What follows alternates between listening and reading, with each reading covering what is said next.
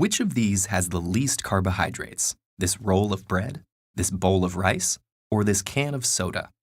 It's a trick question. Although they may differ in fats, vitamins, and other nutritional content, when it comes to carbs, they're pretty much the same. So what exactly does that mean for your diet?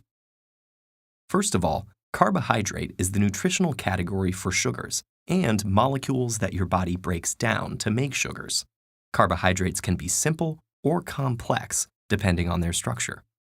This is a simple sugar, or monosaccharide. Glucose, fructose, and galactose are all simple sugars. Link two of them together, and you've got a disaccharide, lactose, maltose, or sucrose. Complex carbohydrates, on the other hand, have 3 or more simple sugars strung together. Complex carbohydrates with 3 to 10 linked sugars are oligosaccharides. Those with more than 10 are polysaccharides. During digestion, your body breaks down those complex carbohydrates into their monosaccharide building blocks, which your cells can use for energy. So when you eat any carbohydrate-rich food, the sugar level in your blood, normally about a teaspoon, goes up, but your digestive tract doesn't respond to all carbohydrates the same.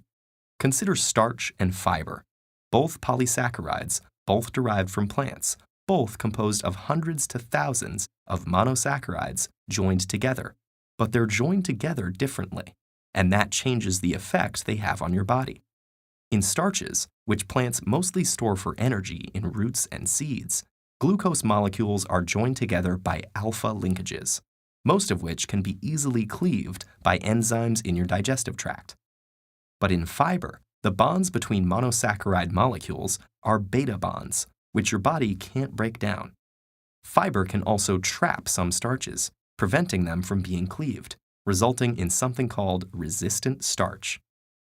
So foods high in starch, like crackers and white bread, are digested easily, quickly releasing a whole bunch of glucose into your blood, exactly what would happen if you drank something high in glucose, like soda. These foods have a high glycemic index, the amount that a particular food raises the sugar level in your blood. Soda and white bread have a similar glycemic index because they have a similar effect on your blood sugar. But when you eat foods high in fiber, like vegetables, fruits, and whole grains, those indigestible beta bonds slow the release of glucose into the blood. Those foods have a lower glycemic index, and foods like eggs, cheese, and meats have the lowest glycemic index. When sugar moves from the digestive tract to the bloodstream, your body kicks into action to transfer it into your tissues, where it can be processed and used for energy. Insulin, a hormone synthesized in the pancreas, is one of the body's main tools for sugar management. When you eat and your blood sugar rises, insulin is secreted into the blood. It prompts your muscle and fat cells to let glucose in and jumpstarts the conversion of sugar to energy. The degree to which a unit of insulin lowers the blood sugar helps us understand something called insulin sensitivity. The more a given unit of insulin lowers blood sugar, the more sensitive you are to insulin. If insulin sensitivity goes down, that's known as insulin resistance. The pancreas still sends out insulin, but cells, especially muscle cells, are less and less responsive to it. So blood sugar fails to decrease, and blood insulin continues to rise.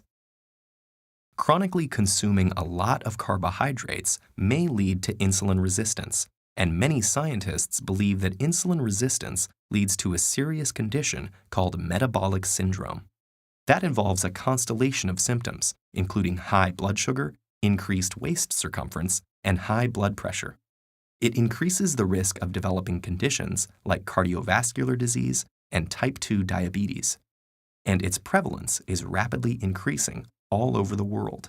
As much as 32% of the population in the US has metabolic syndrome. So let's get back to your diet. Whether your food tastes sweet or not, sugar is sugar, and too many carbs can be a problem. So maybe you'll want to take a pass on that pasta, sushi roll, pita burrito, donut burger sandwich.